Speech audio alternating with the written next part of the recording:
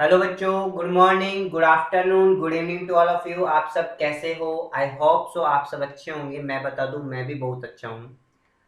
ठीक है। आज हम जो स्टार्ट करने जा रहे हैं वो स्टार्ट करने जा रहे हैं। आज आपका जो सब्जेक्ट है आपका इनकम टैक्स लॉ। ठीक है।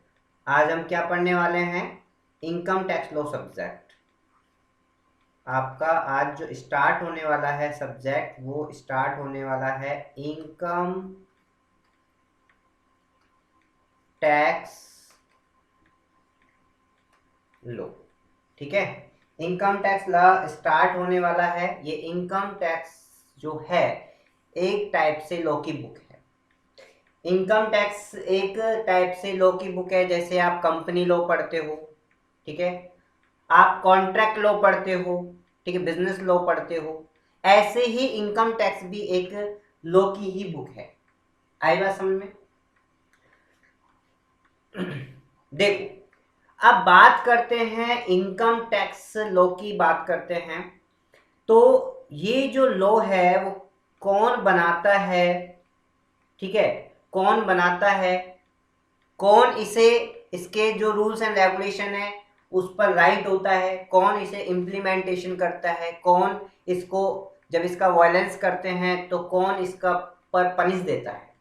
ठीक है। ये सारी चीजें हम यहाँ पर पढ़ने वाले हैं। कौन इसे बनाता है? ठीक है। क्लियर? ये सब चीजें हम यहाँ पर पढ़ने वाले हैं। ठीक है। तो यहाँ पर बात करते हैं, आपने सुना होगा कि आज हमारा चैप्टर नंबर फर्स्ट है, तो हम यहाँ पर डाल देते हैं introduction of income tax law, है ना? इनकम टैक्स आज हमारा ये टॉपिक है। ठीक है। Introduction of income tax law के बारे में आज हमारा टॉपिक है। क्लियर? ध्यान से सुनना। इनकम टैक्स लॉ पर भी आपका करीबन 2 या 3 दिन का चैप्टर जाएगा और एमसीक्यू क्वेश्चन आने की पूरी पूरी उम्मीद भी रहती है। ऐसे नहीं है, पूरी पूरी उम्मीद भी रहती है। आपके एमसीक्यू क्वेश्चंस यदि आते हैं तो आपके इसमें एक दो क्वेश्चन अटक जाते हैं, और एक दो क्वेश्चन की बहुत ज़्यादा इंपॉर्टेंस है। आप एक दो क्वेश्चन को नॉर्मल मत लो।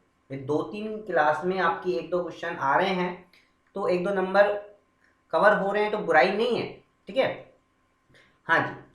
अब बात करते हैं introduction of income tax law की। आपने नाम सुना होगा इंडियन कॉन्स्टिट्यूशन। आपने नाम सुना होगा इंडियन कॉन्स्टिट्यूशन। सुना है नाम? हम्म, बताओ, सुना है नाम? हाँ जी। तो हम बात कर रहे हैं इंडियन कॉन्स्टिट्यूशन की। किसकी बात कर रहे हैं? इंडियन कॉन्स्टिट्यूशन की बात कर रहे हैं, क्योंकि जो लॉ बनाने का राइट है वो कॉन्स्टिट्यूशन में को ही है। ठीक है। तो इंडियन कॉन्स्टिट्यूशन का जो स्ट्रक्चर है वो क्या है? इंडियन कॉन्स्टिट्यूशन का जो स्ट्रक्चर है, ठीक है, वो क्या है? अपन सबसे पहले ये देखेंगे। इंडियन कॉन्स्टिट्यूशन का जो स्ट्रक्चर है उसको 3 पार्ट में हमने डिवाइड करना है। कितने पार्ट में? 3 पार्ट में। कितने पार्ट में? 3 पार्ट में हमको डिवाइड करना है। सबसे फर्स्ट आता है, बच्चे, लेजिस्लेचर। क्या आता है? लेजिस्लेचर। ठीक है। सेकंड आता है, आपका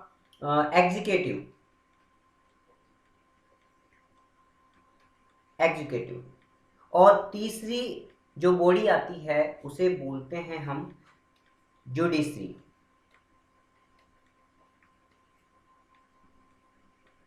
आई बात समझ? ये 3 इंडियन कॉन्स्टिट्यूशन के मेन पार्ट है। ठीक है। 3 बॉडी हैं जिनको पूरा इंडियन कॉन्स्टिट्यूशन या ना पूरा देश का लॉ संभाला रखा है। ठीक है। ये पूरा देश को संभालते हैं। कहने का मतलब यही देश को संभालते हैं, यही देश के लिए कानून बनाते हैं, यही देश के लिए कानून इम्प्लीमेंटेशन करते हैं। ठीक है, और यदि कोई उस लॉ का वायलेंस कर रहे हैं तो यही पर्सन क्या करते हैं, यही कॉन्स्टिट्यूशन का यही अंग क्या करते हैं, उसको पनिश भी देते हैं। आई बात समझ में? क्लियर? हाँ जी। अब देखिएगा कि कौन कौन सी बॉडी का क्या क्या काम होता है। सबसे फर्स्ट हम लेजिस्लेचर की बात कर रहे हैं। लेजिस्लेचर लॉ मेकिंग बॉडी है। क्या है? लॉ मेकिंग बॉडी है। ये क्या करता है? लॉ बनाने का काम करता है। इसका काम क्या है? केवल लॉ बनाता है। ठीक है, किसी रूल्स एंड रेगुलेशन सेट करता है। ठीक है, क्लियर? हाँ जी। उसके बाद है एग्जीक्यूटिव। उसके बाद कौन सा है? एग्जीक्यूटिव। एग्जीक्यूटिव उस लॉ को क्या करवाता है? इम्प्लीमेंटेशन करवाता है, उसे लागू करवाता है। ठीक है, उसको यानी लोग बागों से इम्प्लीमेंटेशन करवाता है। ठीक है, यहां पर बात करते हैं इम्प्लीमेंटेशन ऑफ। ये लॉ का क्या करवाता है? इम्प्लीमेंटेशन करवाता है, ये लॉ को लागू करवाता है। ठीक है, फिर है जुडिशरी। जुडिशरी क्या है? ये क्या करता है? यदि उस लॉ को कोई पर्सन इम्प्लीमेंट नहीं करता है, अपनी लाइफ में नहीं उतारता है, तो जुडिशरी उसे उतार देता है। ठीक है, यानी उसको पनिश देता है। जुडिशरी क्या करता है? पनिश करता है, पनिश टू लॉ ब्रेकर। जो लॉ को तोड़ता है, जो लॉ के सेक्शंस का वायलेंस करता है, उसको ये क्या करता है? जुडिशरी पनिश करता है। क्लियर है? कोई प्रॉब्लम बताइए? कोई प्रॉब्लम यहाँ तक? आप साथ के साथ बेटा नोट डाउन करते हुए चलिएगा, क्योंकि अपने पास इतना टाइम नहीं है कि आप को वापस वीडियो देखो, वीडियो 10 बार देखो नोट डाउन करने के लिए नहीं, समझने के लिए। ठीक है, क्लियर? इस चीज का ध्यान रखना। हाँ, कर लिया नोट डाउन? आ जाओ। सबसे फर्स्ट हम करते हैं लेजिस्लेचर की बात। लेजिस्लेचर यानी कानून बनाता है। यदि सेंट्रल लेवल पर बनाना है, यदि हमको ये कानून सेंट्रल लेवल पर बनाना है या स्टेट लेवल पर बनाना है, ठीक है, जो हम कानून बना रहे हैं, जो हम लॉ बना रहे हैं, वो law all of India applicable होने वाला है या विद इन स्टेट में ही केवल एप्लीकेबल होने वाला है, सबसे पहली बात हम यहाँ पर ये देखेंगे। ठीक है, तो सबसे पहली बात आती है कि ये जो लॉ बना रहे हैं हम, सेंट्रल के लिए बना रहे हैं या किसी स्टेट के लिए बना रहे हैं। आई बात समझे? क्लियर? कोई दिक्कत? देखो, यहां पर यदि सेंट्रल के लिए बनाया जाता है तो इसका काम किसको सौंप दिया जाता है? पार्लियामेंट को।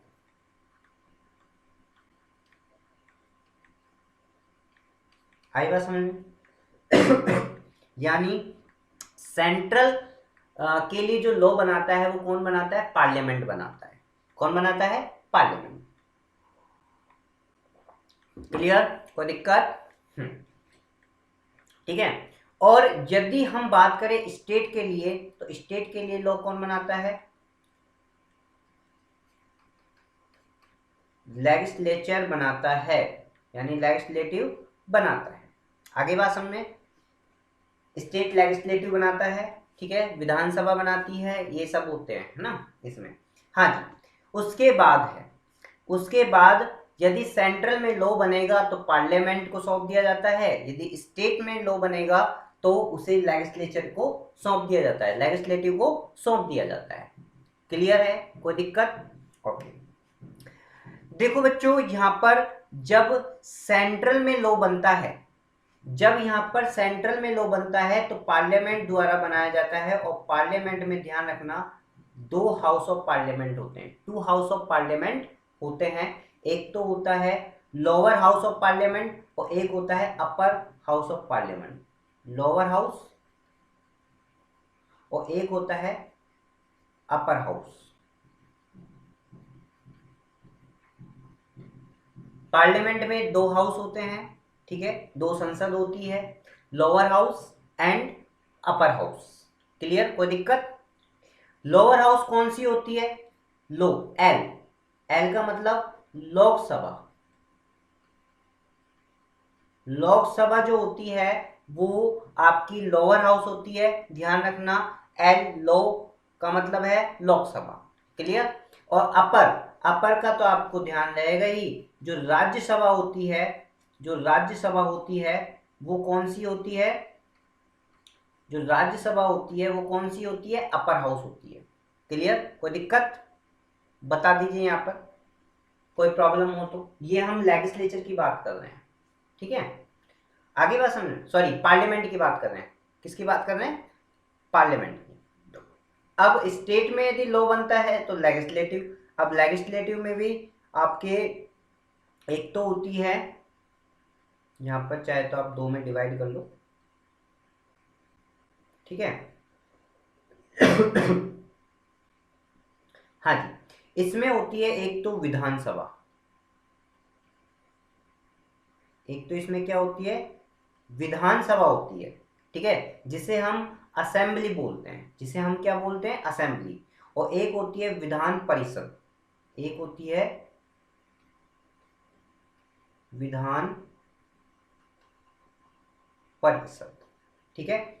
यहां पर हम विधान, जो वो होती है ना आपकी विधानसभा होती है, ये विधानसभा को, यदि विधानसभा होती है ना, इस विधानसभा को हम पता है क्या बोलते हैं? असेंबली। क्या बोलते हैं? असेंबली बोलते हैं विधानसभा को। और विधान परिषद को पता है क्या बोलते हैं हम? स्टेट यानी लेजिस्लेटिव असेंबली बोल दो आप इसे, लेजिस्लेटिव असेंबली, ठीक है। और विधान परिषद, देखो विधानसभा एवरी स्टेट में होती है, विधानसभा एवरी स्टेट में होती है, लेकिन विधान परिषद एवरी स्टेट में हो ये जरूरी नहीं है। केवल अपने इंडिया में केवल 7 ही विधान परिषद हैं। ओनली कितनी विधान परिषद है? ओनली 7 विधान परिषद हैं अपने इंडिया में, ठीक है। केवल यानी 7 स्टेट ही होने को तो दोनों हो सकती है, किसी स्टेट में दोनों हो सकती है, विधान परिषद भी हो सकता है और विधान सभा भी हो सकती है। तो विधानसभा तो होती है एवरी स्टेट में, लेकिन विधान परिषद यदि कोई स्टेट चाहता है तो वो विधान परिषद भी बना सकता है। केवल 7 स्टेट में ही विधान परिषद है, ठीक है, ये कहें हम। क्लियर? तो यहां पर हमने किसकी बात करी है? लेजिस्लेटिव की बात की है हमने, यहाँ पर हमने लेजिस्लेचर की बात की है। ये लेजिस्लेचर में आया है, कंप्लीट जो हमने बताया है आपको वो केवल हमने किसका बताया है? लेजिस्लेचर का बताया है। आगे बात समझ में? फटाफट नोट डाउन कर लो। कर लिया क्या आपने? क्लियर? अच्छा, नोट डाउन हो गया। चलो आगे चलते हैं। अब हम एग्जीक्यूटिव की बात करते हैं। सेकंड हमारा स्टेप है कौन सा? एग्जीक्यूटिव। एग्जीक्यूटिव कौन होता है? जो लेजिस्लेचर ने जो लॉ बनाया है लोग बागों से, उसको इम्प्लीमेंटेशन कराता है, ठीक है।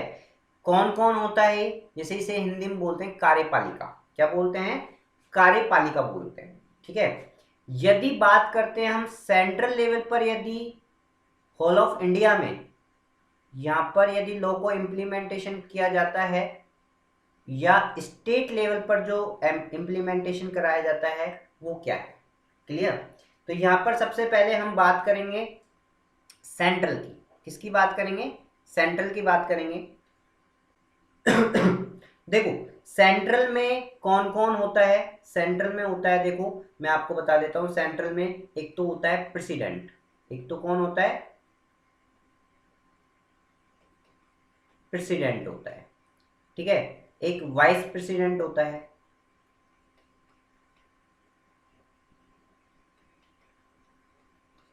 ठीक है। एक प्राइम मिनिस्टर होता है,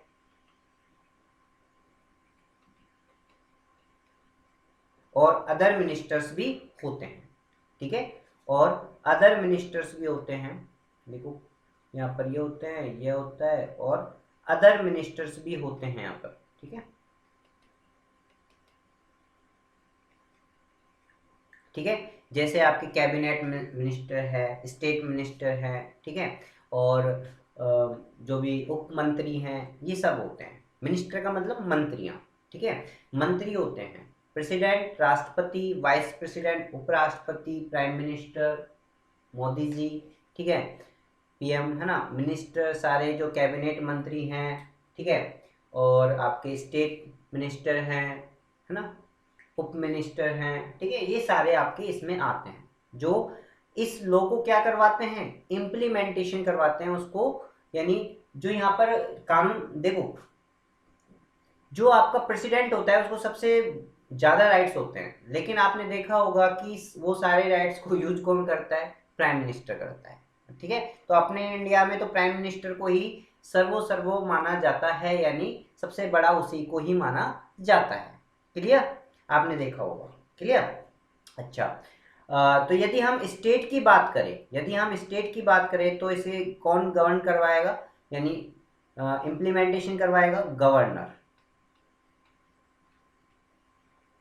गवर्नर, जो राज्यपाल होता है उसे गवर्नर बोलते हैं। फिर आप ले लो इसमें सेकंड, जो सीएम होता है, चीफ मिनिस्टर होते हैं वो, और इनके जो मंत्री होते हैं।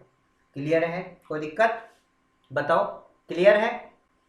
चलो अब बात करते हैं अपन ये इनको इम्प्लीमेंटेशन करवाते हैं। उसके बाद हम बात करते हैं जुडिशरी की, जो यदि कोई पर्सन इनकी कहने की नहीं मानता है, यानी लॉ का वायलेंस करता है, तो उसके बाद क्या होता है, जुडिशरी यानी कोर्ट उसे पनिश करता है।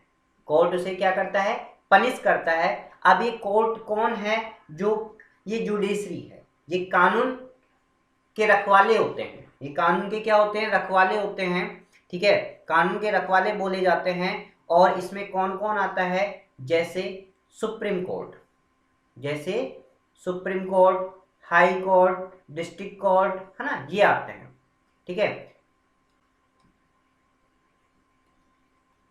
सुप्रीम कोर्ट, हाई कोर्ट और डिस्ट्रिक्ट कोर्ट, ये आपके जुडिशरी में आते हैं। समझ में आया भैया? आप थोड़ा सा, मैंने थोड़ा सा इसमें क्या कर दिया, गचपच हो गया है ना, तो आप अच्छे खुले खुले लिखना, ताकि आप आगे यदि पढ़ो तो इजीली आपको समझ में आ जाए, ठीक है। ये आपके जो सुप्रीम कोर्ट है, हाई कोर्ट है, डिस्ट्रिक्ट बोर्ड है, ये सारे किस में आएंगे, जुडिशरी में आएंगे, ठीक है। प्राइम मिनिस्टर है, प्रेसिडेंट है, वाइस प्रेसिडेंट है, प्राइम, ठीक है, मिनिस्टर है, गवर्नर है, सीएम है, ये सारे आपके एग्जीक्यूटिव में आएंगे। क्लियर है? बताओ, नोट डाउन कर लिया क्या? अरे बताओ, नोट डाउन कर लिया क्या? कर लिया? चलो आगे चले फिर।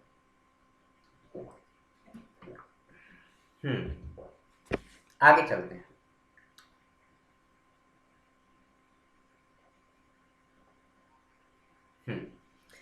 आगे चलते हैं।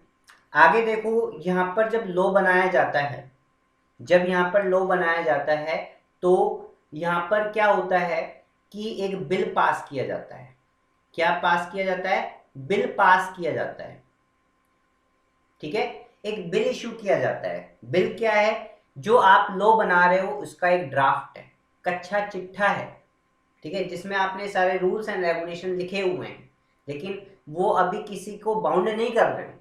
बस केवल आप वो रूल्स एंड रेगुलेशन को लिख के नहीं, आप आगे के लिए उसे अप्रूव कराने के लिए ले जा रहे हो, ठीक है। एक तरीके से प्रार्थना पत्र है, ये बिल, कि जब आपको अपने स्कूल से छुट्टी लेनी होती है तो आपको एक प्रार्थना पत्र लिखना होता है। तो इसका मतलब प्रार्थना पत्र अप्रूव नहीं हुआ है, केवल प्रपोजल्स हैं, ठीक है। उसको लॉ बनाने का क्या है, प्रपोजल्स है, ठीक है, ड्राफ्टिंग है, ठीक है। तो लिखो, इसमें ये लिख लो,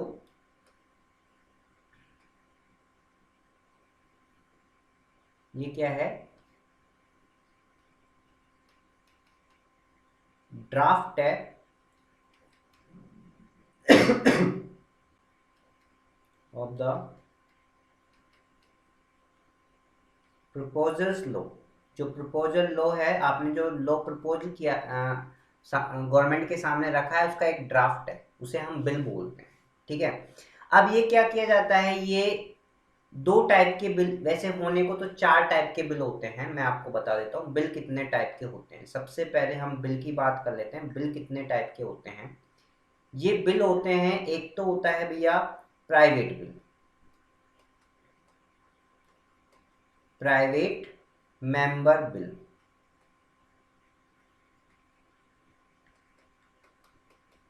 ठीक है, दूसरा होता है प्राइवेट मेंबर बिल, उसके बाद गवर्नमेंट बिल,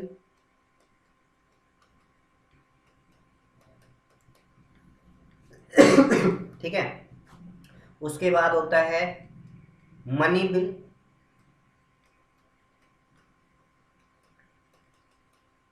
और चौथा होता है आपका मनी बिल के बाद non money bill.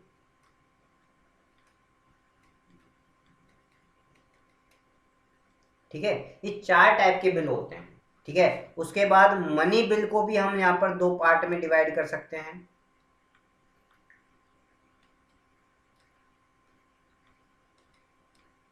Ordinary bill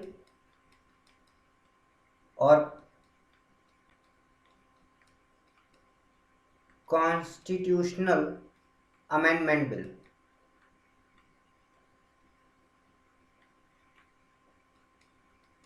ये बिल होते हैं। ठीक है, ये 4 टाइप के बिल होते हैं।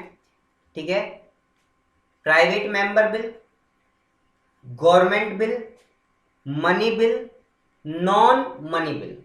ठीक है, मनी बिल को यहाँ पर फाइनेंस बिल भी बोला जाता है।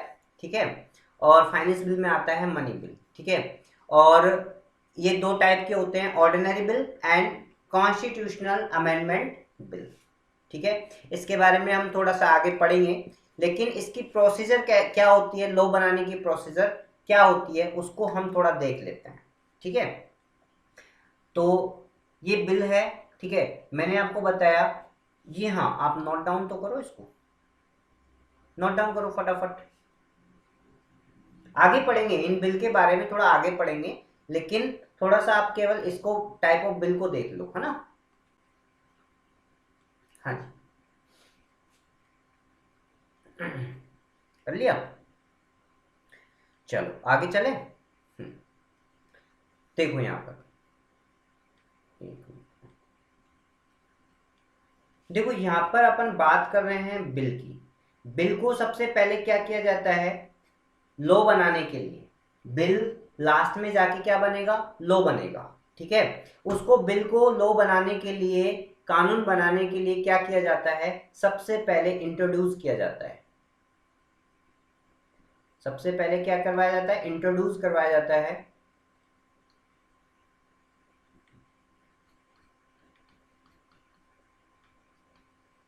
इंट्रोड्यूस करवाया जाता है। ये इंट्रोड्यूस कहाँ होता है, ये इंट्रोड्यूस कहाँ होता है, ये इंट्रोड्यूस देखो बिल पर डिपेंड करता है।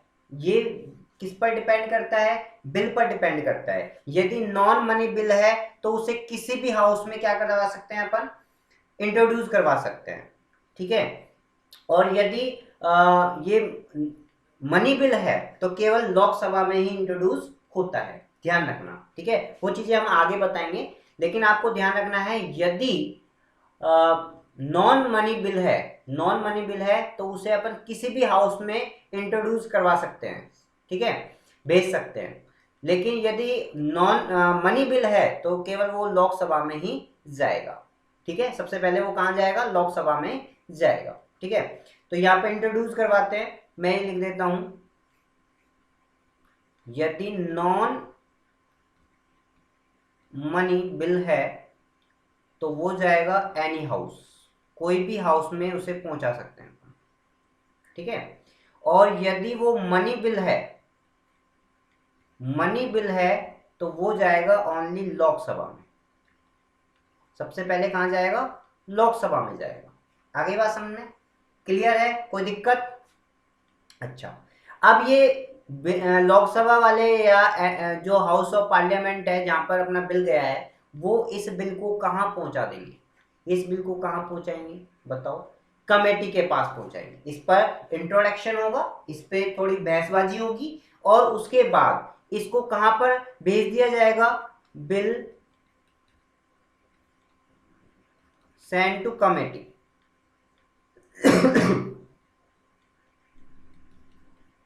इसे किसी कमेटी को भेज दिया जाता है। आपने देखा होगा टंडन कमेटी, है ना, इन सबको भेज दिया जाता है। अब ये कमेटी के क्या आएंगे, रिपोर्ट्स आएगी। कमेटी क्या करेगी, रिपोर्ट देगी। कमेटी क्या करेगी, रिपोर्ट देगी। कमेटी अपनी रिपोर्ट सेंड करेगी, गिवन रिपोर्ट्स। ये कमेटी क्या करेगी, अपनी रिपोर्ट सेंड करेगी। क्लियर, आगे समझे। अब रिपोर्ट सेंड करने के बाद वापस ये कहां पर आती है, ये वापस आता है वही हाउस ऑफ पार्लियामेंट में। कहां पर आता है, हाउस ऑफ पार्लियामेंट में वापस आएगा। क्यों आ रहा है वापस, इस पर डिटेल डिस्कशन करने पर। इस पर क्या होगा, डिटेल डिस्कशन होगा। डिटेल में क्या होगा, डिस्कशन होगा। डिटेल में क्या होगा, डिस्कशन होगा।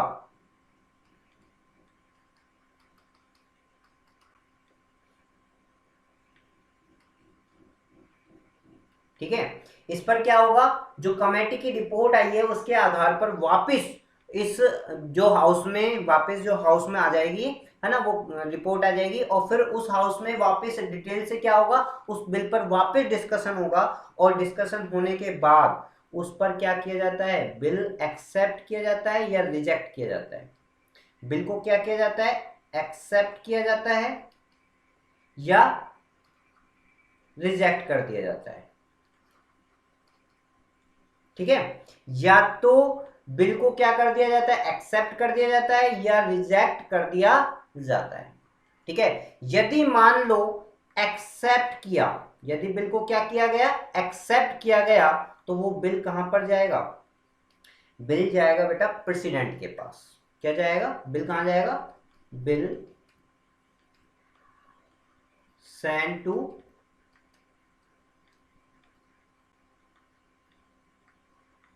प्रेसिडेंट। बिल किसको सेंड कर दिया जाएगा, प्रेसिडेंट को सेंड कर दिया जाएगा।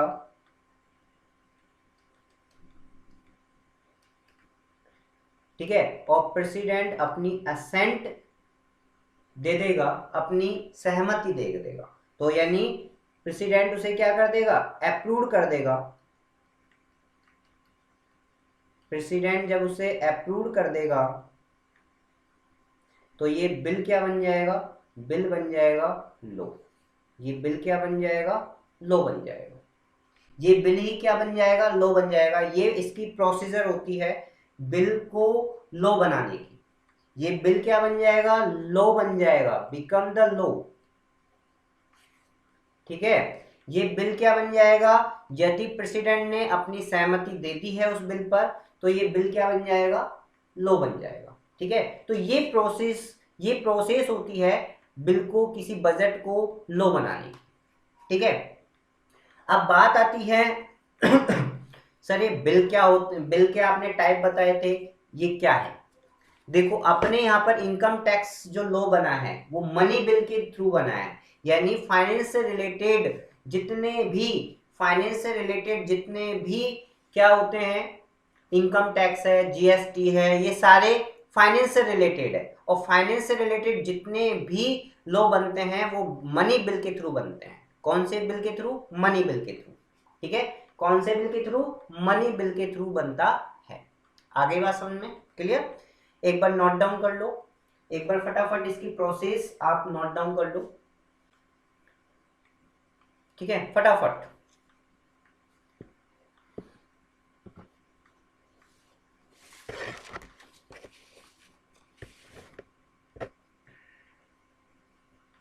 कर लिया, चलो आगे चलते हैं।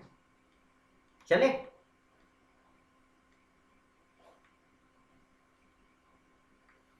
अब देखो बात आती है कि यहां पर अपनी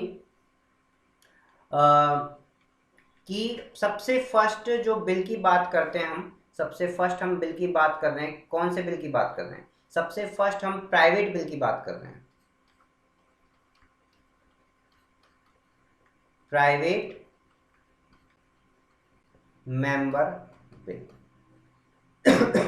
ठीक है, इसे कौन प्रेजेंट कर सकता है? प्राइवेट मेंबर बिल कौन सा होता है? जो किसी नॉन मिनिस्टर द्वारा प्रेजेंट किया जाता है, जिसका प्रपोजल कौन रखता है? कोई नॉन मिनिस्टर, जो कोई मिनिस्टर नहीं है, यानी पार्लियामेंट का मेंबर तो है लेकिन मिनिस्टर नहीं है।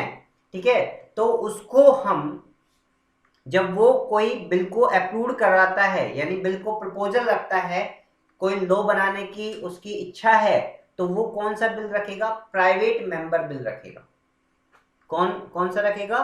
Private member bill. आम जनता कोई भी बिल पास नहीं करवा सकती, कोई प्रपोजल नहीं रख सकती, आम जनता नहीं रखती है। या तो मिनिस्टर रखते हैं या नॉन मिनिस्टर रखते हैं। नॉन मिनिस्टर पार्लियामेंट के मेंबर तो होते हैं लेकिन कोई उसको कोई ऑथोरिटी नहीं होती, नॉन मिनिस्टर होते हैं लेकिन वो, है ना, उनको कोई कार्यभार नहीं संभाला जाता है ना। ठीक है, हाँ जी। उसके बाद है सेकंड है गवर्नमेंट बिल। सेकंड है गवर्नमेंट बिल। ठीक है, सेकंड कौन सा है? गवर्नमेंट बिल है। और गवर्नमेंट बिल कौन पास करती है? गवर्नमेंट बिल का प्रपोजल कौन रखती है? बताओ। गवर्नमेंट बिल का प्रपोजल रखते हैं ये मिनिस्टर। कौन रखते हैं? मिनिस्टर लोग। ये गवर्नमेंट बिल का प्रपोजल ये रखते हैं। ठीक है, कोई भी रख सकता है, कोई भी मिनिस्टर गवर्नमेंट बिल का प्रपोजल रख सकता है। ठीक है, क्लियर? आपको बस इतना सा थोड़ा सा नॉलेज होना चाहिए बस। ठीक है, ज्यादा नहीं, नॉलेज थोड़ा सा होना आपको चाहिए। ठीक है, समझ में आ रहा है? नोट डाउन कर लो। बहुत स्लो समझा रहा हूं मैं, ऐसा कोई जल्दबाजी नहीं कर रहा हूं मैं, बहुत स्लो समझा रहा हूं। और यदि फिर भी आपको समझ में नहीं आती है तो आप मुझे मैसेज कर देना। ठीक है,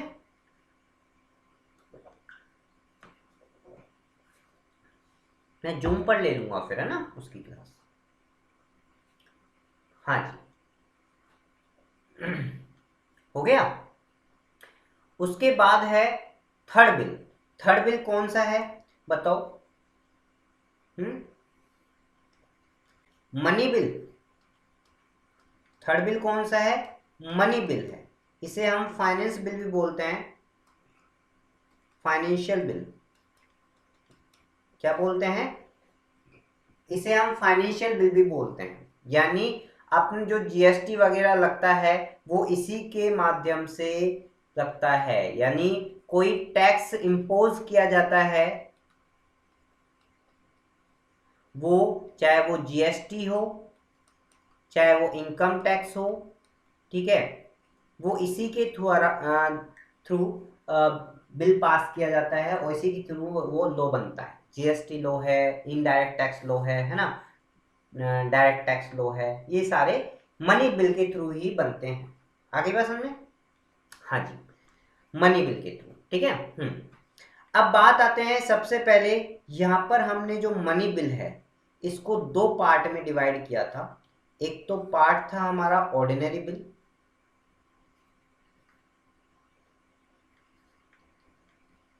ऑर्डिनरी बिल, और दूसरा था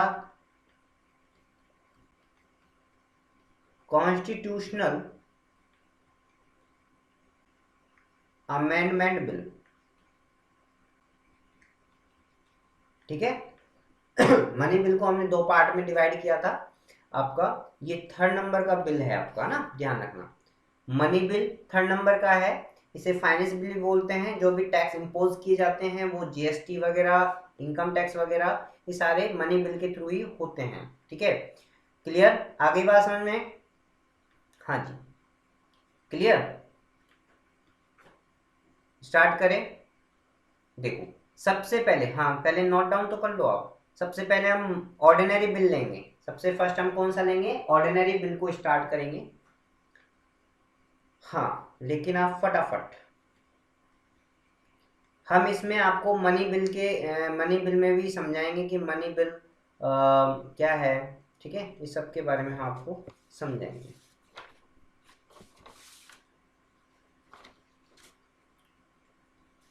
सॉरी मैंने आपको ये मनी बिल नहीं, एक मिनट इरेज करो, ये आपका मनी बिल नहीं है, ठीक है। हाँ, मनी बिल में थोड़ी ना है, ये तो नॉन मनी बिल में आएंगे ना, कोई बात नहीं। जितने भी टैक्स वगैरह इम्पोज किए जाते हैं वो आपके मनी बिल के थ्रू होते हैं, ये आपको नहीं उतारना है। मनी बिल दो टाइप के नहीं होते हैं, नॉन मनी बिल जो होते हैं वो दो टाइप के होते हैं, ठीक है। हाँ जी, कोई बात नहीं, ठीक है, यहाँ तक नोट डाउन कर लिया। अब मनी बिल के बारे में हम पढ़ लेते हैं कि मनी बिल है क्या, ठीक है। मनी बिल के बारे में हम थोड़ा सा पढ़ लेते हैं, ठीक है। हाँ जी, मनी बिल केवल, अब बात आती है केवल फाइनेंशियली, जो फाइनेंशियली रिलेटेड होते हैं उन्हीं के लिए मनी बिल इशू किए जाते हैं। मनी बिल केवल फाइनेंशियली रिलेटेड जो होते हैं उन्हीं के लिए मनी बिल इशू किए जाते हैं। अब बात आती है कि भाई वो फाइनेंशियली ट्रांजेक्शन्स कौन से हैं। देखो, वो आपको कॉन्स्टिट्यूशन के आर्टिकल, कॉन्स्टिट्यूशन के आर्टिकल 110 में दिए गए हैं, 110 ओनली, 110 ओनली, इससे आगे नहीं जाना है, 110 से आगे नहीं जाना है। आर्टिकल में जो आर्टिकल 110 में जो इंक्लूड है उन्हीं को ही हम यहाँ पर मनी बिल के थ्रू क्या कर सकते हैं, मनी बिल इशू कर सकते हैं इन ट्रांजेक्शनों पर, ठीक है, जो 110 आर्टिकल में दिए हुए हैं, ठीक है। हाँ जी, क्लियर। अब मनी बिल को अपन थोड़ा सा स्पेशली लेके जा रहे हैं, ठीक है, ध्यान रखना। सबसे फर्स्ट पॉइंट है, मनी बिल को यहाँ पर जो इंट्रोड्यूस करवाया जाता है वो केवल लोकसभा में ही इंट्रोड्यूस कराया जाता है, ये सबसे बड़ी चीज है। मनी बिल, लिखो, money bill can only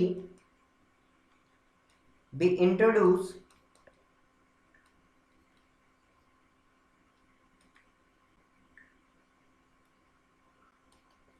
only in Lok Sabha, only in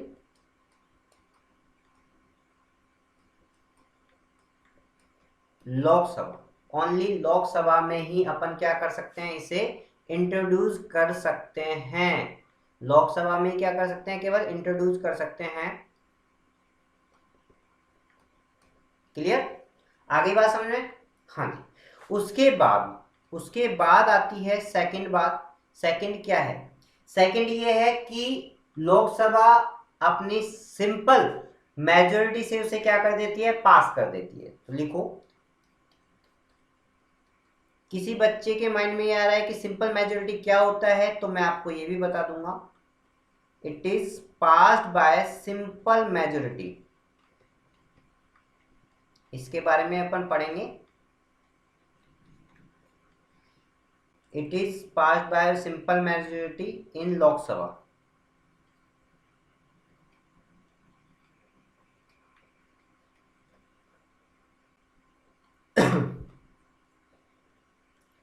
इसको हाईलाइट कर देता हूं मैं आपको,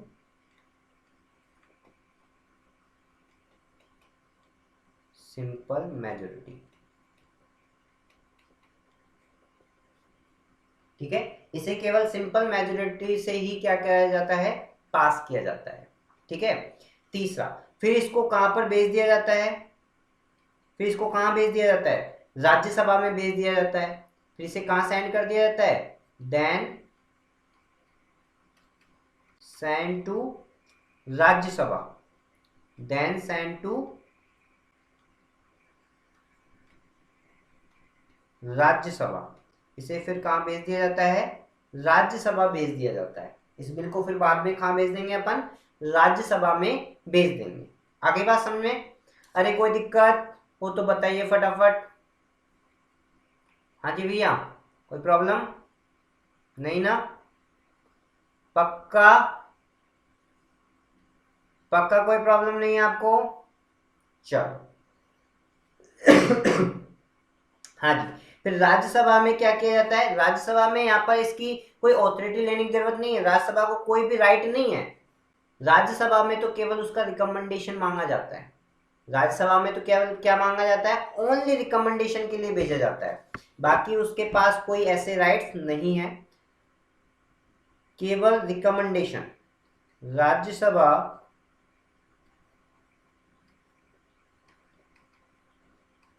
Rajya Sabha can only give the recommendation, only recommendation देगा उस बिल पर, ठीक है, उस बिल पर क्या देगा, केवल रिकमेंडेशन।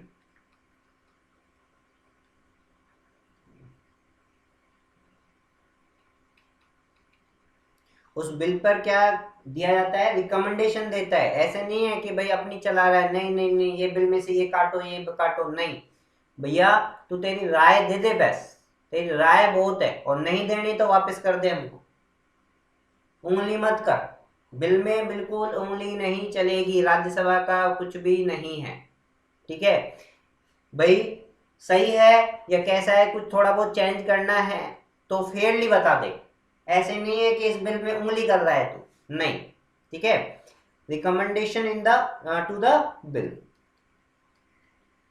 बिल के लिए केवल क्या मांगी जाती है, ओनली रिकमेंडेशन मांगी जाती है, इससे ज्यादा कोई ऑथोरिटी उसके पास नहीं है, ठीक है। फिर इस बिल को कहां भेज दिया जाता है, फिर इस बिल को कहां भेज दिया जाता है बताओ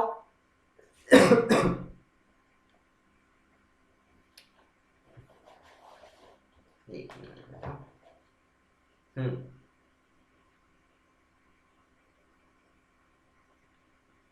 फिर इस बिल को कहां भेज दिया जाता है, ये आ गया ना, हाँ जी, फिफ्थ पॉइंट, फिर इस बिल को कहां भेज दिया जाता है, प्रेसिडेंट के पास भेज दिया जाता है, क्या कर दिया जाता है, द बिल, द प्रेसिडेंट, हाँ एक बार ये भी ध्यान रखना, एक एक पॉइंट और रह गया है इसमें, इस पॉइंट को जरूर लिख लीजिएगा क्योंकि काम आ सकता है, कि जिस बिल को जो राज्यसभा के रिकमेंडेशन के लिए भेजा है वो 14 दिन से ज्यादा अपने पास नहीं रख सकता, 14 दिन से ज्यादा अपने पास नहीं रख सकता, तो लिख दो, Rajya Sabha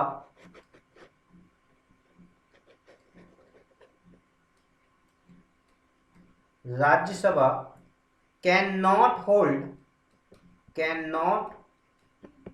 hold the bill more than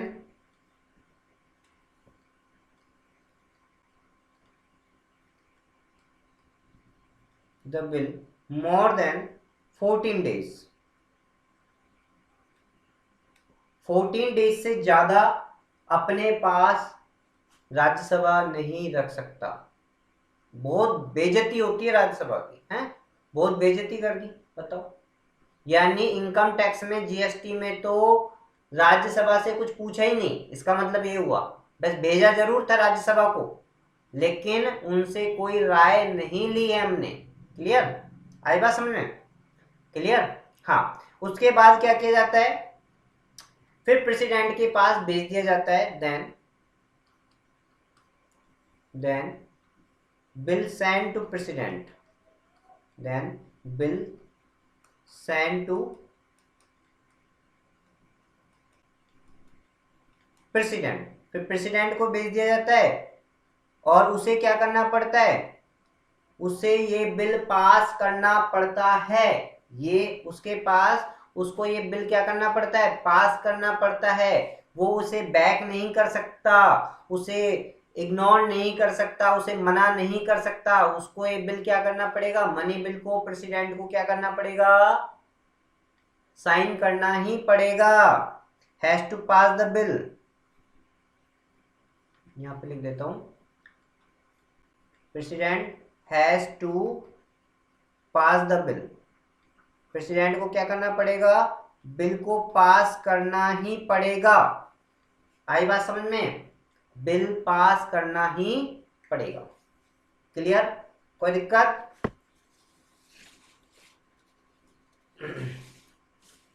हाँ जी, फटाफट फटाफट आप नोट डाउन कर लीजिएगा, लो यहाँ से उतारना है ना आपको, उतार लो फटाफट उतारो। फर्स्ट, मनी बिल की बात कर रहे हैं। मनी बिल एक फाइनेंस बिल होता है। टैक्स लगाने के लिए कोई भी जीएसटी स्टार्टिंग में जो टैक्स इम्पोज किया जाता है, यानी इनकम टैक्स जब आया था तो वो मनी बिल के थ्रू ही अपन ने उसका लॉ बनाया था, ठीक है, एक्ट बना था।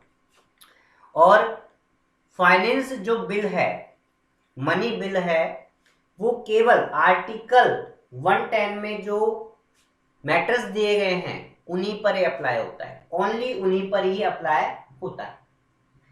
मनी बिल को केवल लोकसभा में इंट्रोड्यूस किया जाता है और लोकसभा उसकी सिंपल मेजोरिटी से क्या करता है, पास करता है, ठीक है। सिंपल मेजोरिटी से पास करने के बाद वो राज्यसभा के पास चल जाता है और राज्यसभा केवल उस पर रिकमेंडेशन देता है, उंगली नहीं करता है, ठीक है। केवल रिकमेंडेशन देगा, उंगली नहीं करेगा, ठीक है। और 14 दिन से ज्यादा भी अपने पास नहीं रख सकता है, ठीक है। बेचारे की बिल्कुल ही बत्ती गुल, ठीक है, कोई समझता ही नहीं है उसको, ठीक है। उसके बाद बिल किसके पास गया, उसके बाद प्रेसिडेंट के पास गया और प्रेसिडेंट को भी उस बिल पर क्या करना पड़ेगा, सिग्नेचर करना पड़ेगा। प्रेसिडेंट भी हाँ ना नहीं कर सकता, मना नहीं कर सकता, क्योंकि प्रेसिडेंट के रिकमेंडेशन पर ही मनी बिल को इशू किया जाता है। ध्यान रखना, स्टार्टिंग से ही मनी बिल को जो रिकमेंड करता है वो प्रेसिडेंट करता है, और प्रेसिडेंट ही लास्ट में जाके क्या कर सकता है, मना कर सकता है क्या? मैंने कहा कि यार मैं घूमने जा रहा हूं, चल रहे हो क्या? और लास्ट में जाके जब सब तैयार हो गए तो मैंने बोल दिया यार मैं नहीं घूमने जा रहा, तो गाली देंगे ही ना। कैसा आदमी है, आई बात समझ? बिल्कुल सेम टू सेम यहाँ पर। तो आपने नोट डाउन कर लिया होगा, कर लिया? जिसने नहीं किया है वो वीडियो को वापस बैक में करके नहीं आप देख लेना, ठीक है। हाँ जी, अब चलते हैं अपन नेक्स्ट पर। नेक्स्ट कौन सा है? Non money bill. नेक्स्ट कौन सा है? नॉन मनी बिल है। नॉन मनी बिल, ठीक है।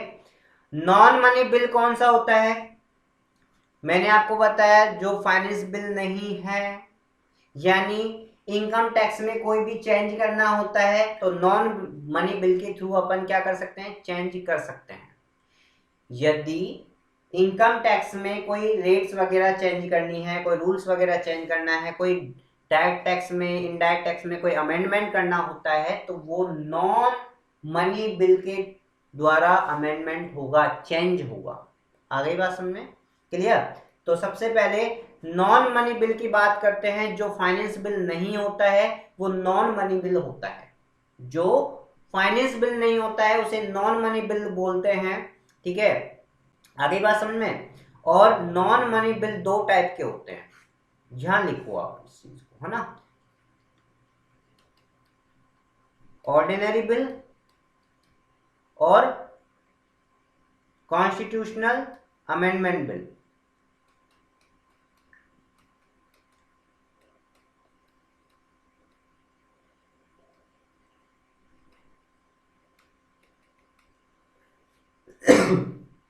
ठीक है, क्लियर?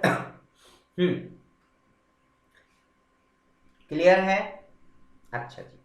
अब इसमें हम पढ़ेंगे कि भाई हम इसको कहाँ इंट्रोड्यूस करते हैं, ठीक है। सबसे पहले हम आ जाते हैं ऑर्डिनरी बिल पर। सबसे फर्स्ट हमारा है ऑर्डिनरी बिल। सबसे फर्स्ट पॉइंट है हमारा ordinary bill,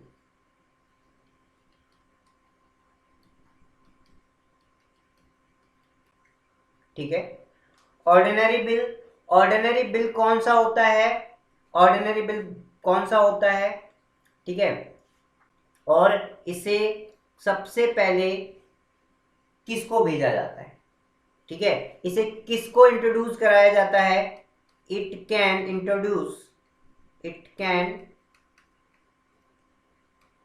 introduce to any house, to any house, किसी भी हाउस ऑफ पार्लियामेंट में आप क्या कर सकते हो, इसे इंट्रोड्यूस कर सकते हो।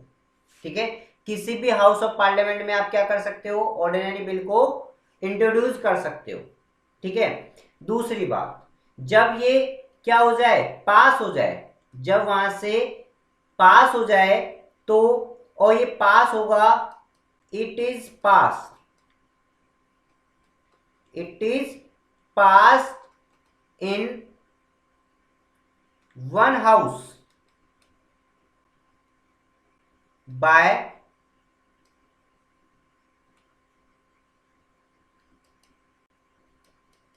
सिंपल, बाय सिंपल मेजोरिटी से, किससे, सिंपल मेजोरिटी से ये पास होना चाहिए।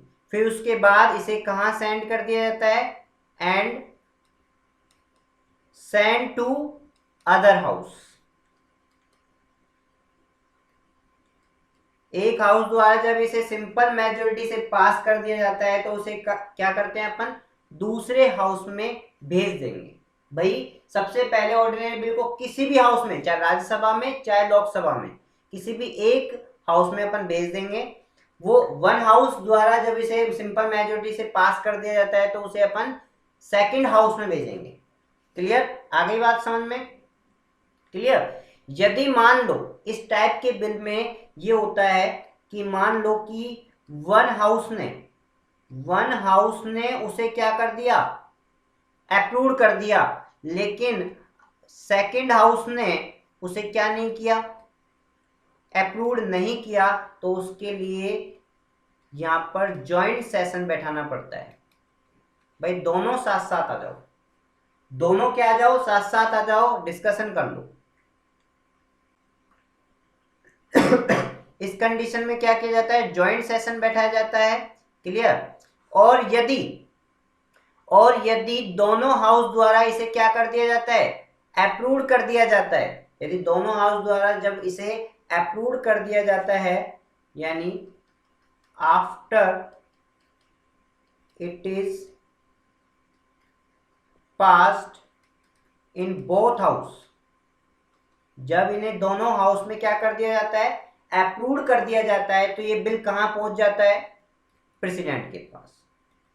It is send to president, इसे कहां भेज दिया जाता है, प्रेसिडेंट के पास भेज दिया जाता है। आई बात समझ में। अब प्रेसिडेंट के पास जब आ गया तो प्रेसिडेंट को अब यहां पर ऐसा वो नहीं है कि भाई बिल को पास करना ही पड़ेगा, जैसे हमने मनी बिल के लिए देखा कि मनी बिल यदि प्रेसिडेंट को पास करना पड़ेगा, ऐसी बात यहाँ पर नहीं होगी, ऐसी बात यहाँ पर नहीं होगी। प्रेसिडेंट चाहे तो, तीन ऑप्शन होते हैं प्रेसिडेंट के पास, यहाँ पर प्रेसिडेंट के पास कितने ऑप्शन होते हैं, तीन ऑप्शन होते हैं। Now president can have three option, तीन ऑप्शन होते हैं प्रेसिडेंट के पास। चाहे तो वो इस पर अपनी सहमति दे सकता है, चाहे तो वो क्या कर सकता है, अपनी सहमति दे सकता है, give his assent to bill. यदि उसने अपनी सहमति दे दी तो ये क्या बन जाता है, एक्ट बन जाता है, लॉ बन जाता है।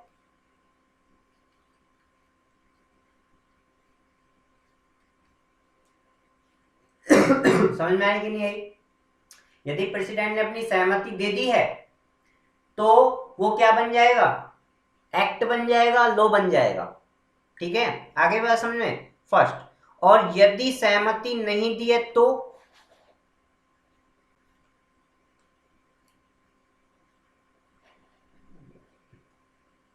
यदि सहमति नहीं दी है तो सेकंड ऑप्शन ये भी आता है, सहमति नहीं दी है तो उसे रिटर्न भी कर सकता है, रिटर्न द बिल, और कह सकता है कि भाई वापस रिकॉन्स्टिट्यूट करो, उसे वापस बनाओ।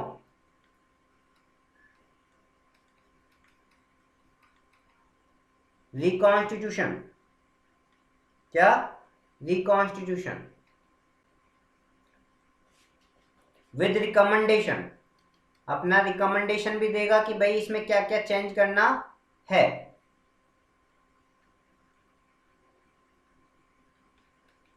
विद रिकमेंडेशन, अपनी राय के साथ साथ उसको क्या कर सकता है, वापस रिकॉन्स्टिट्यूशन करने का ऑर्डर दे सकता है कि वापस कर देगा और बोल देगा भाई इसमें ये चेंज और करो, ठीक है, फिर भेजना मेरे पास, ठीक है।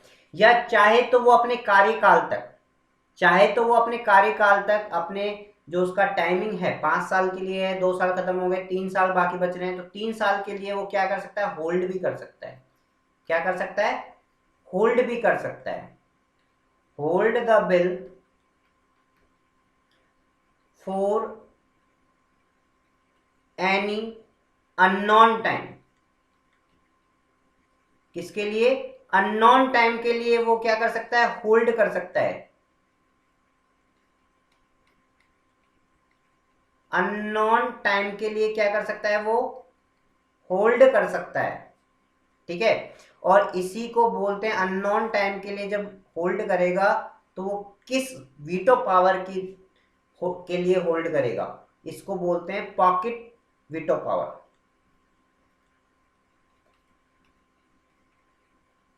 या एब्सोल्यूट वीटो। उसको पॉकेट वीटो होती है, इस वजह से वो अननोन टाइम के लिए क्या कर सकता है, होल्ड कर सकता है। क्या कर सकता है, होल्ड कर सकता है। आई बात समझ में, कोई दिक्कत, क्लियर है, बताओ कोई प्रॉब्लम, एक मिनट।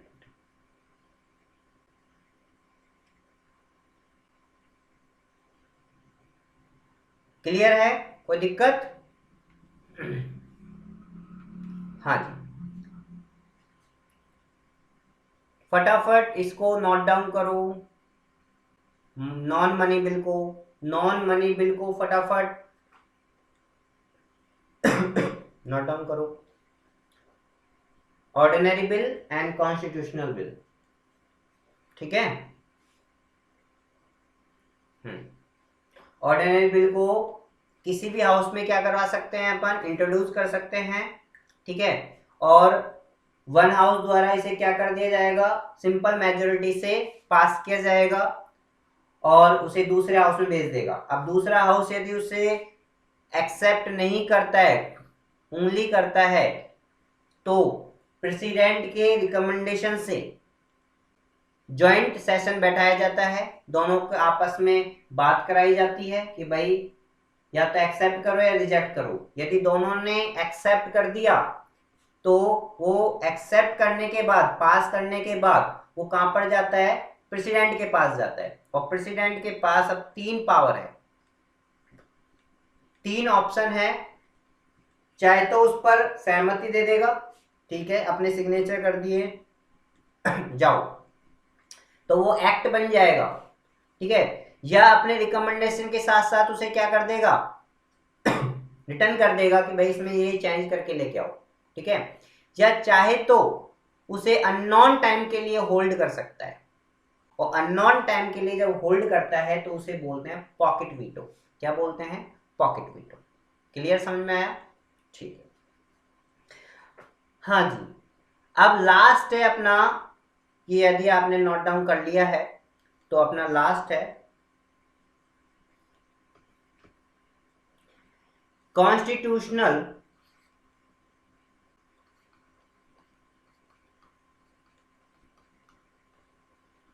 अमेंडमेंट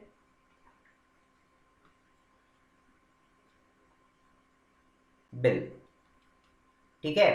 इस बिल के द्वारा अपन इनकम टैक्स में क्या करते हैं, चेंज करते हैं। यदि कोई भी अपन को चेंज करना होता है, इनकम टैक्स की रेट चेंज करनी होती है, रूल्स चेंज करने होते हैं, तो वो कॉन्स्टिट्यूशनल अमेंडमेंट बिल के द्वारा ही चेंज किया जाता है। ये बात आप ध्यान रखना, क्लियर, क्लियर है ना। चलो अब अपन स्टार्ट करते हैं अमेंडमेंट, कॉन्स्टिट्यूशनल अमेंडमेंट बिल। हाँ जी, अब यहाँ पर ध्यान रखना, ये जो अमेंडमेंट है वो आर्टिकल 368 में मेंशन है। ये सारे किस किस के लिए अपन कॉन्स्टिट्यूशनल अमेंडमेंट बिल इशू कर सकते हैं, वो सारे मेंशन कहाँ पर है, आर्टिकल, कॉन्स्टिट्यूशन के आर्टिकल 365 में सब चीज मेंशन है। वहां पर आप देख सकते हो, क्योंकि काफी बड़ी लिस्ट होती है, यहाँ पर मैं मेंशन नहीं कर सकता, इसलिए आप आर्टिकल 368 में जाकर देख सकते हो। ठीक है। अच्छा, पहली बात तो ये है कि इस बिल को कहाँ अपन इंट्रोड्यूस करा सकते हैं किसी भी हाउस में। It can be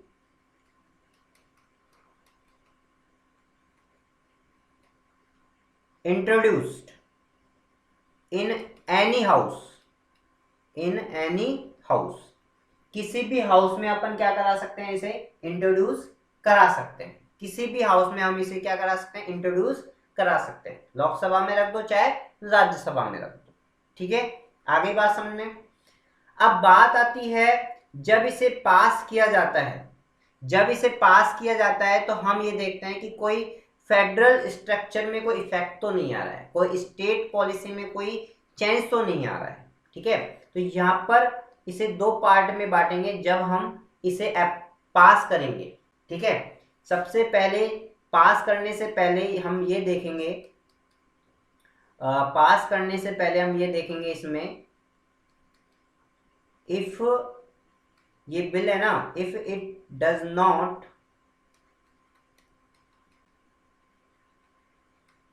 effect the federal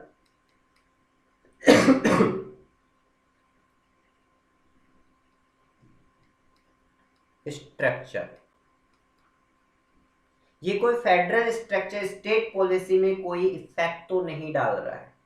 ठीक है, किसी जो स्टेट की पॉलिसी है उसमें कोई लॉस तो नहीं दे रहा है। ठीक है, सबसे पहले हम ये देखेंगे इसमें। ठीक है, यदि ऐसी बात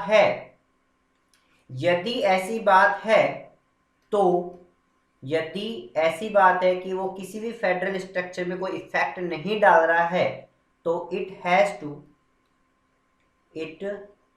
to be passed in both the house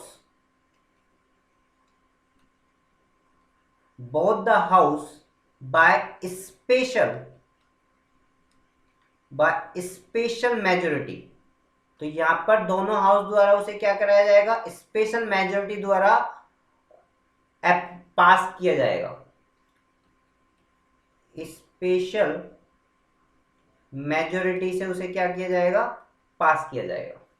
यदि फेडरल स्ट्रक्चर पर कोई भी इफेक्ट नहीं आ रहा है, ठीक है, स्टेट पॉलिसी का कोई लॉस नहीं हो रहा है, ठीक है, इस कॉन्स्टिट्यूशनल एक्ट से, तो उस केस में बोथ हाउस ऑफ पार्लियामेंट इसे स्पेशल मेजोरिटी से क्या करेगा, पास करेगा। ठीक है, फिर ये कहां पर जाएगा, प्रेसिडेंट के पास जाएगा, और प्रेसिडेंट को इसको क्या करना पड़ेगा, पास करना पड़ेगा। देन इट गोज टू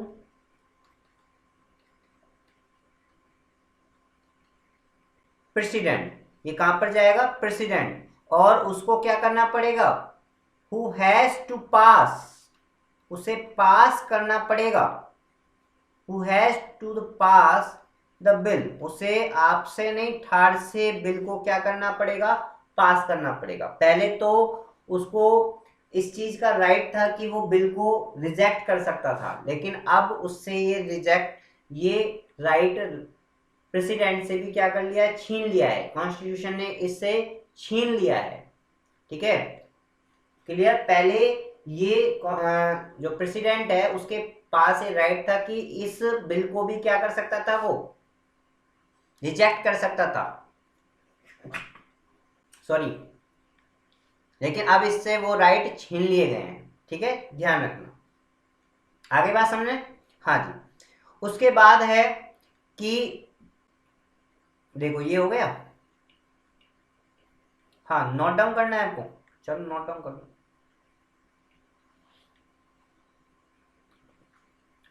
ये फर्स्ट पॉइंट है, ठीक है। यदि फेडरल स्ट्रक्चर पे कोई फर्क नहीं पड़ रहा है तो क्या होगा, ठीक है। तो स्पेशल मेजोरिटी से उसे पास किया जाएगा बोथ हाउस ऑफ पार्लियामेंट द्वारा, और फिर उसे प्रेसिडेंट द्वारा भी उसे क्या करा जाएगा, सहमति दी जाएगी, अपने सिग्नेचर करने ही पड़ेंगे। क्लियर? हाँ जी, क्लियर, कोई दिक्कत नहीं ना? चलो आगे।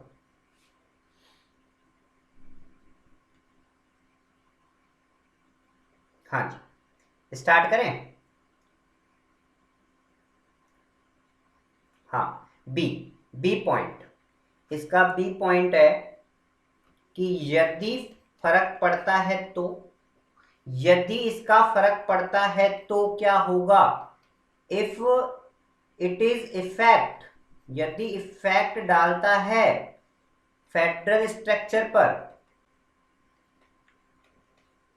यदि इसका फेडरल स्ट्रक्चर पर इफेक्ट पड़ता है तो क्या होगा, बताओ मुझे क्या होगा। वही वही वाली बात होगी कि बोथ हाउस ऑफ पार्लियामेंट द्वारा क्या किया जाएगा, उसे स्पेशल रेजोल्यूशन द्वारा पास किया जाएगा, ठीक है। तो it has to be passed in both the house by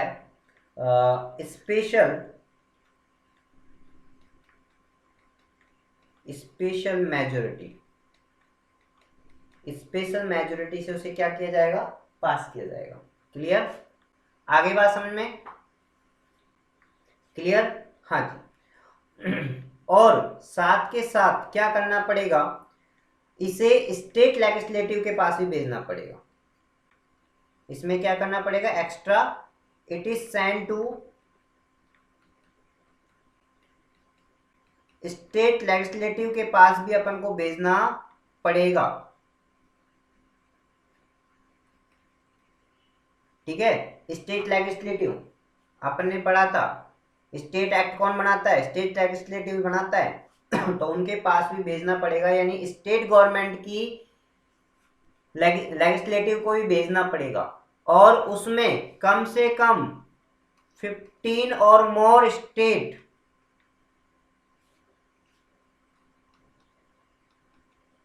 legislative से क्या होना चाहिए, सिंपल मेजोरिटी से पास होना चाहिए। 15 और मोर स्टेट लेजिस्लेटिव द्वारा उसे स्पेशल, उससे क्या होना चाहिए, पास होना चाहिए, pass by simple majority, simple majority से क्या होना चाहिए, पास होना चाहिए। इसमें बस इतना सा है कि यदि फेडरल स्ट्रक्चर को यदि इफेक्ट करता है तो हमको क्या करना पड़ेगा, उन स्टेट की गवर्नमेंट से बात करनी पड़ेगी, ठीक है। तो यहाँ पर तो दोनों हाउस ऑफ पार्लियामेंट ने क्या कर दिया, स्पेशल मेजोरिटी से उसे पास कर दिया, तो लेकिन वहां की स्टेट की पॉलिसी पर क्या पड़ रहा है, फर्क पड़ रहा है, तो हमें उन स्टेट में जाके नहीं, उनसे पास कराना होगा, इस सिंपल मेजोरिटी से क्या कराना पड़ेगा, पास कराना पड़ेगा। और इसके लिए 15 एंड मोर, कम से कम 15 और इससे ज्यादा कितने भी, 15 से कम नहीं, यदि 15 से कम हुए तो इसका मतलब स्टेट गवर्नमेंट को प्रॉब्लम आने वाली है, इसलिए वो अप्रूव्ड नहीं हो सकता, ठीक है। तो इसलिए स्टेट गवर्नमेंट की अप्रूवेशन लेना भी जरूरी है। तो 15 स्टेट से ज्यादा यहाँ पर जरूरी है कि वो अपनी सिंपल मेजोरिटी से उसे पास करे, ठीक है। क्लियर? आगे बात समझ में?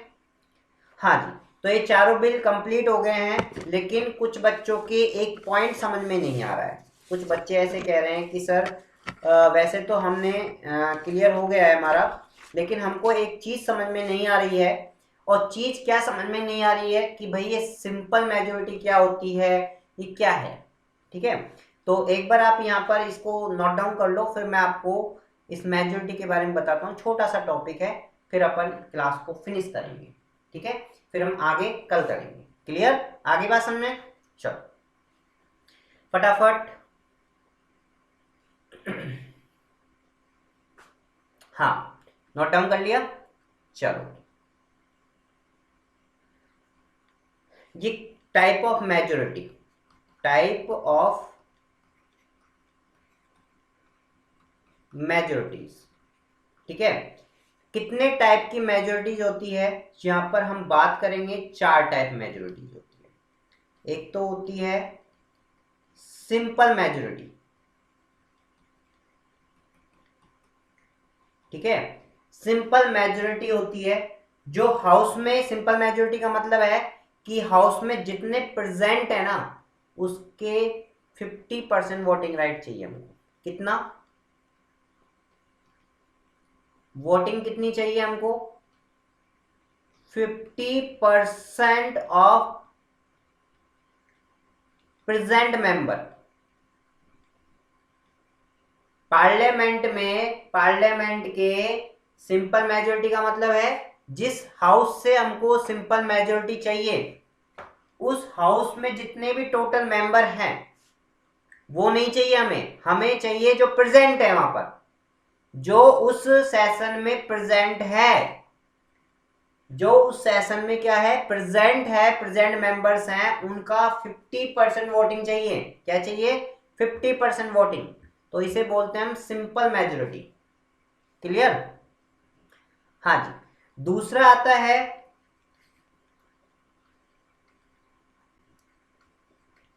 Absolute majority. एब्सोल्यूट मेजोरिटी क्या होता है? एब्सोल्यूट मेजोरिटी में ये होता है कि भैया जो आपका, हमको वोटिंग राइट कितना चाहिए, कितना वोटिंग चाहिए? 50% ऑफ कितना, जितने मेंबर्स हैं, जितने टोटल मेंबर्स हैं उस हाउस में, जितने टोटल मेंबर्स हैं ना, टोटल मेंबर्स का 50% हमको वोटिंग राइट चाहिए, तो उसे बोलेंगे हम एब्सोल्यूट मेजोरिटी। क्लियर? आगे बात समझ में? नोट डाउन करो फटाफट, बहुत काम आती है ये चीजें। सिंपल मेजोरिटी का मतलब है, सिंपल मेजोरिटी का मतलब क्या है?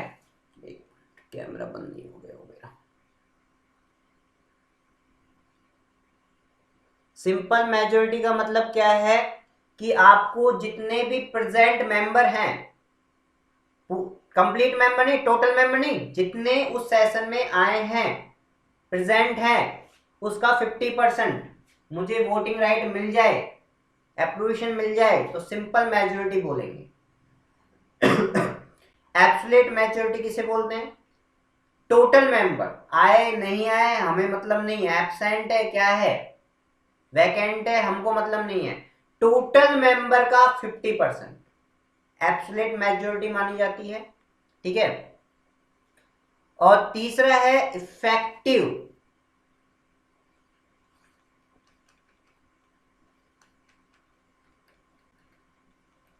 इफेक्टिव मेजोरिटी, इफेक्टिव मेजोरिटी में क्या आता है कि भैया जो आपका इसमें वो आता है वोटिंग राइट। ठीक है, वोटिंग राइट में क्या आएगा, जो आपका 50% है ना, 50% ऑफ टोटल में से आप क्या करो, टोटल में से आप वो कर दो जिन वैकेंट है। टोटल, एक बार यहां पर लिख देता हूं, मैं नीचे लिख देता हूं, है ना, याद रहेगा। ठीक है, टोटल मेंबर माइनस वैकेंट। ठीक है, यानी कहने का मतलब है टोटल मेंबर है 545। ठीक है, उसमें से वैकेंट सीट है 5। ठीक है, तो बचे कितने? 540। तो हमको 540 में इसका 50%, 540 का 50%, 270, यदि हमको वोटिंग राइट मिल जाए तो उसे बोलेंगे हम इफेक्टिव मेजोरिटी। क्या बोलेंगे? इफेक्टिव मेजोरिटी बोलेंगे। आई बात समझ में? क्लियर? क्लियर है? हाँ, नोट डाउन कर लिया? आ जाओ, फोर्थ हो गया। अब आ जाओ, सॉरी फोर्थ पे आ जाओ। फोर्थ पर, फोर्थ है स्पेशल मेजोरिटी। स्पेशल मेजोरिटी क्या होती है? बताओ, स्पेशल मेजोरिटी क्या होती है? स्पेशल मेजोरिटी को काफी टाइप में डिवाइड किया गया है, और भी डिवाइड किया गया है। आर्टिकल 249, ठीक है, आर्टिकल 368, यहां लिख देता हूं, थोड़ा सा स्पेस भी छोड़ देता हूं।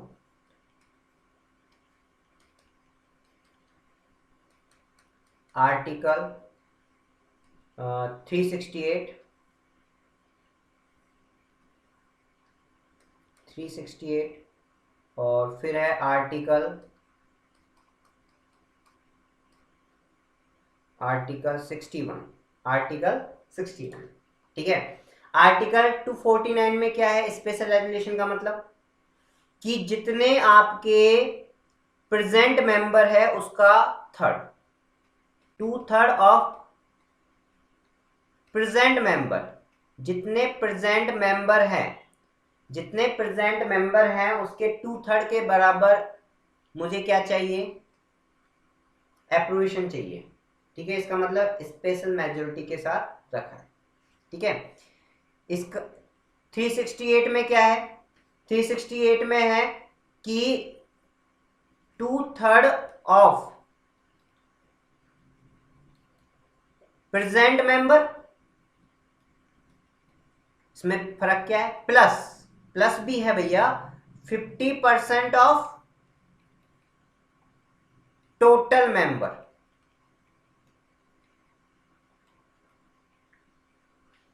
To third of present member और टोटल मेंबर के 50%, ये होना चाहिए। क्लियर? आगे बात समझे? और आर्टिकल 61 में क्या है? आर्टिकल 61 में है 2/3 of total member, 2/3 of total member, total member का 2/3, ठीक है। आपने नोट डाउन कर लिया? और नहीं किया है कोई बात नहीं, आप वीडियो के द्वारा आप कर सकते हो, ठीक है। वीडियो को बैक करके नहीं, आप कर सकते हो। कल का टॉपिक हमारा क्या रहेगा? ठीक है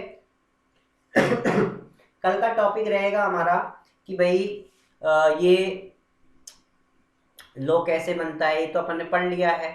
एक्ट क्या होता है, ऑर्डिनेंस क्या होते हैं, सेक्शंस क्या होते हैं, आर्टिकल्स क्या होते हैं, टाइप ऑफ लॉ, ठीक है। लॉ के टाइप पढ़ेंगे, ठीक है।